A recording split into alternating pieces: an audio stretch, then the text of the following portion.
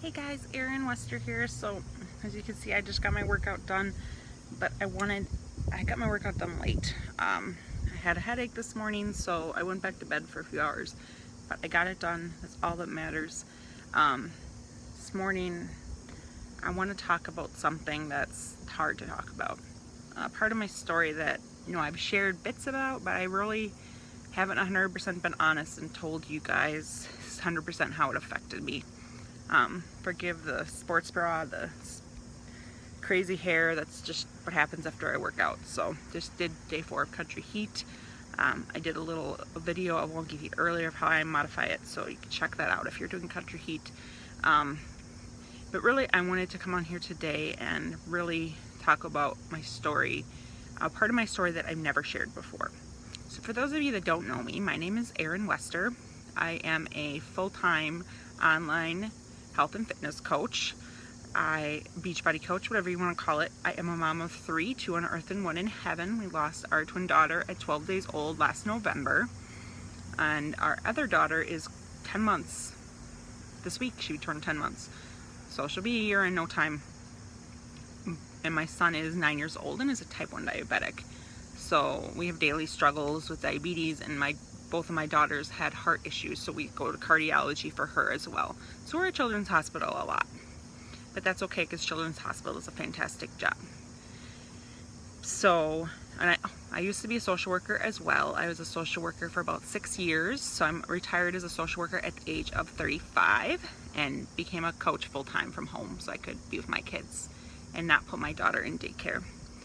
So that's a whole nother part of my story. But today I wanted to talk about my story that happened about 11 years ago, probably about 2000, maybe even more, 12 years ago, 2004, 2005, 2006, all right in there. So for those of, some people, as I said, some people know this part, some people don't. So I'm just going to kind of give an idea of where I was back in 2004. So in 2003, I got kicked out of college, December of 2003. I just stopped going to classes. This was literally like my first semester of my 5th year of college. I didn't have a degree, had like 110 credits, but no degree. My parents were paying for college, so I had no clue what real life was like. My parents paid my bills, my parents paid for college, my parents paid for my car. At 23, I just had no clue. So I got kicked out of college because, when you don't go to classes, don't take tests, don't turn in papers, you kind of fail.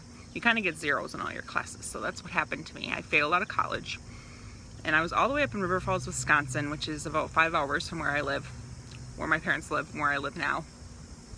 So, I didn't want to come crawling back to Lake Geneva. I hated Lake Geneva at that point in my life. I just didn't want to come back here. I had a horrible high school experience. It was just not good. So I decided I was going to move to Minneapolis. So I moved from the dorms. Well, we had a townhouse. I found a subletter. I moved to Minneapolis. Found a 500 square foot apartment for $550 a month. Since my dad was a veteran, I got to move in with no security deposit. So it was a little tiny 1-bedroom apartment across the highway from the Mall of America, for those of you that are familiar with Minneapolis.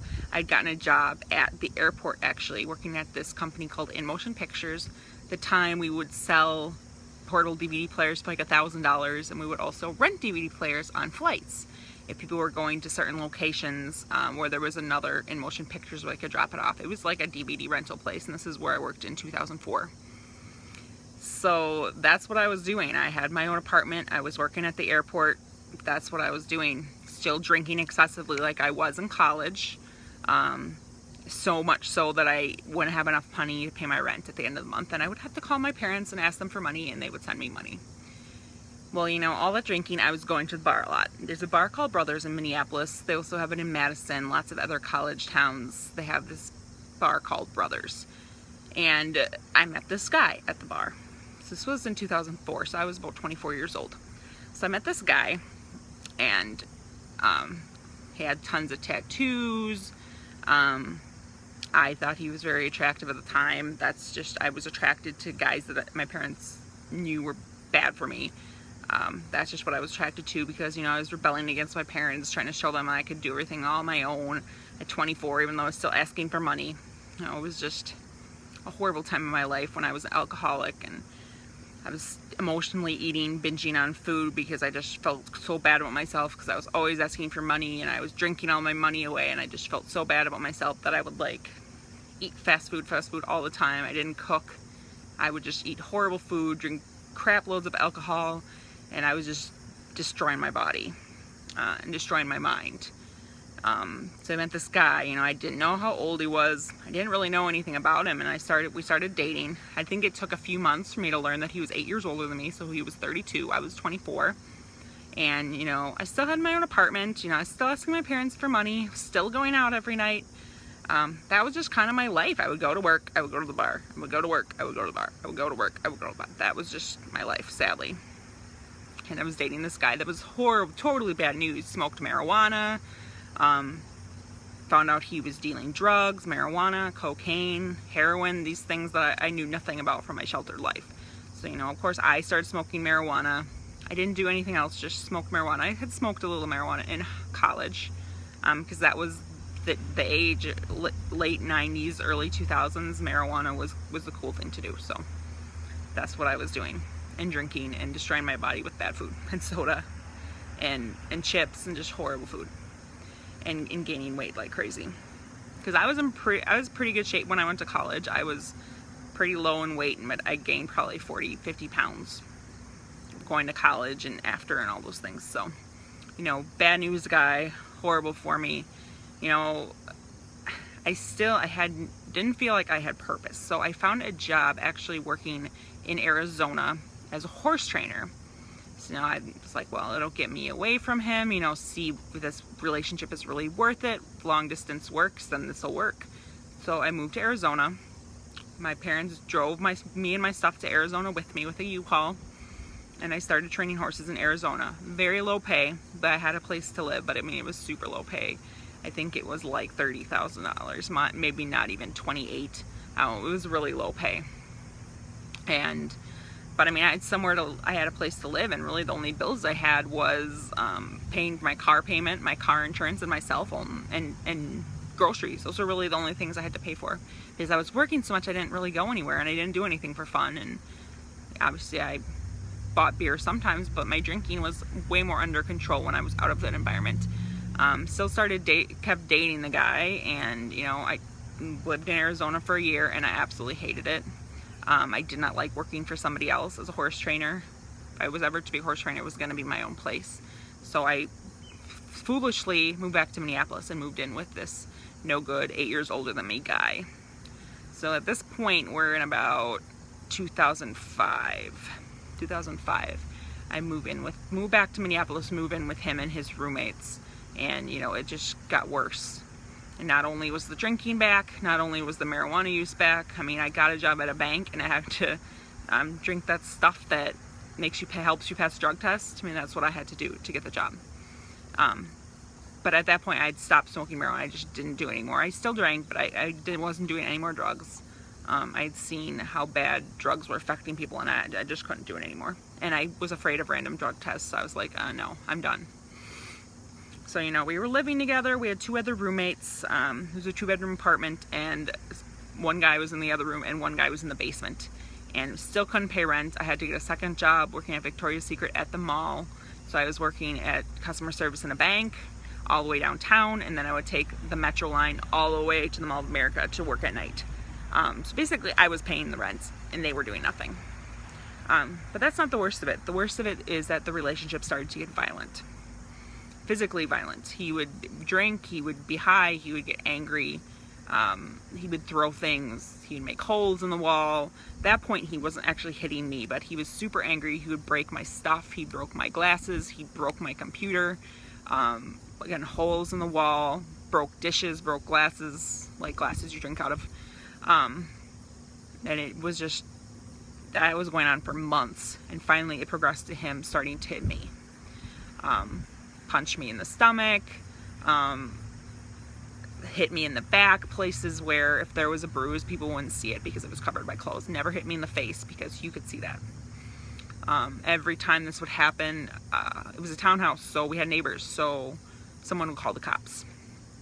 And every time the cops came, I would say, oh no, everything's fine, I made him angry, I don't want to press charges. This was about 5 times. So, you know, you don't want to press charges. They don't take your name. They don't do anything. There was no record of it at all. But it just kept getting worse. I would say it probably happened about a dozen times in 5-6 months. Still way too much. Even one time is too much. But we weren't sleeping together. We were still living together. The relationship was bad. But you know how domestic violence goes. They make you feel like you're fat, you're ugly, nobody wants you.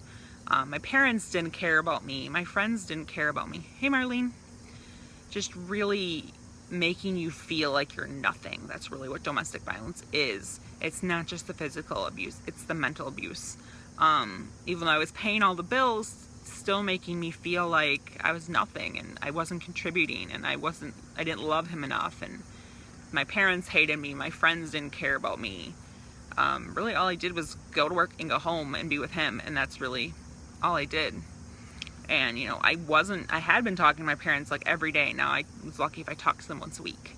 They had no clue what was going on. Obviously nobody had a clue. I didn't tell anybody. And this would happen when our roommates were gone, so they had no clue. It was always when they were working or out or something. And you know, the 5 times the cops were called, I didn't press charges. I didn't do anything. There was no record, which was stupid. I should have pressed charges. I should have left. But you know, that's how they make you feel. They make you feel like it's your fault. They make you feel like you're nothing. They make you feel ugly. They make you feel fat. They make you feel stupid. They make you feel just like you're not worthy of anything, and that you can never be anything without them, and you can never find anybody else. And that's just how I felt. And you know, we weren't having sex. We weren't being intimate because I was scared of him. And I mean, that's how it was. I never thought I would be silly enough to be in that kind of relationship, but I was. And in February, it was my birthday in February 2006, and we went out to my favorite bar, Brothers. It was a Thursday night, so it was all you could drink beer for $5 for everybody else, and since it was my birthday, I got to drink for free. So I got completely wasted, threw up in the bathroom, passed out in the bathroom, had to be taken out after closing. And you know, well, thanks Marlene, we had sex that night, my birthday, the only time we had been intimate in like 3 months, I would say. And what happened from that? Well, super fertile me gets pregnant. So I'm pregnant from this guy that's abusing me.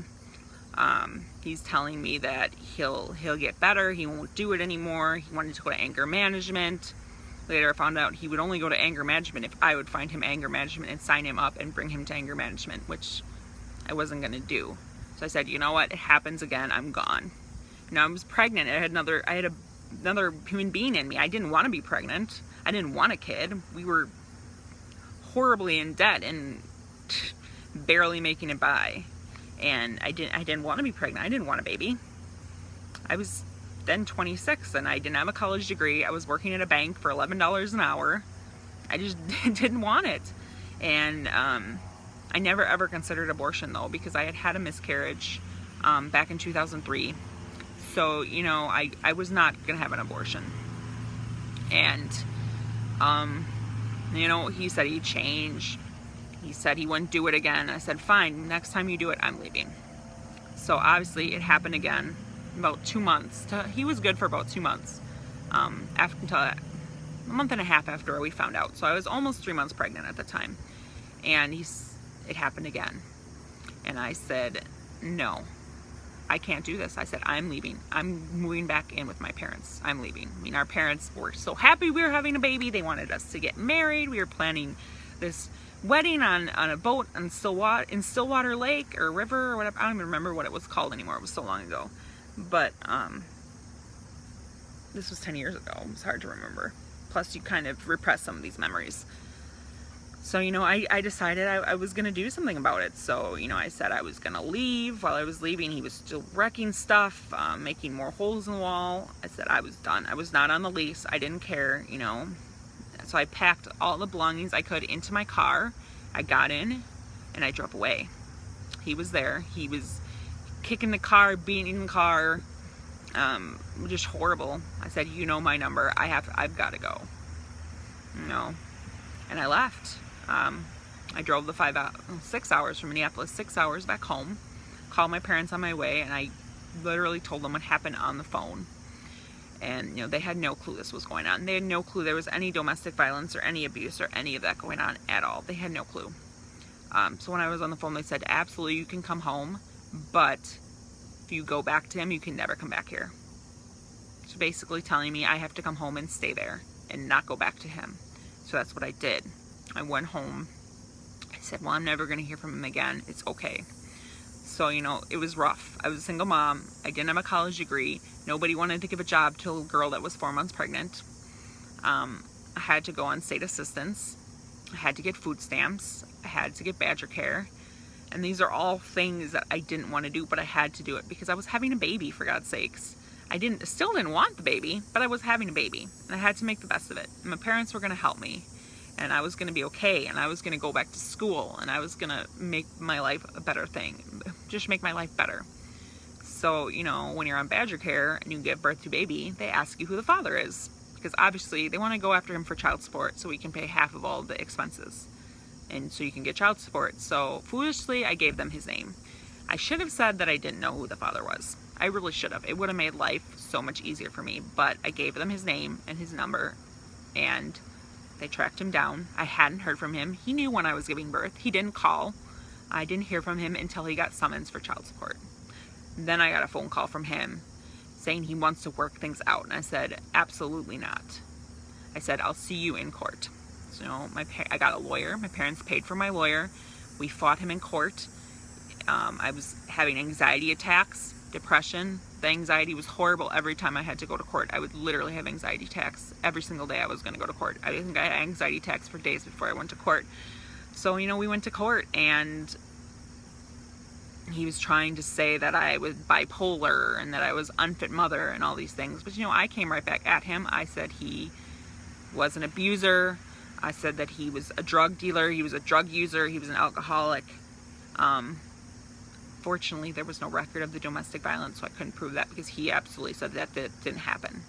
But he did admit to the drugs. So the judge said he could have visitation one weekend a month. He would have to come to Lake Geneva and stay in a hotel, and he would have my son for 1 weekend a month.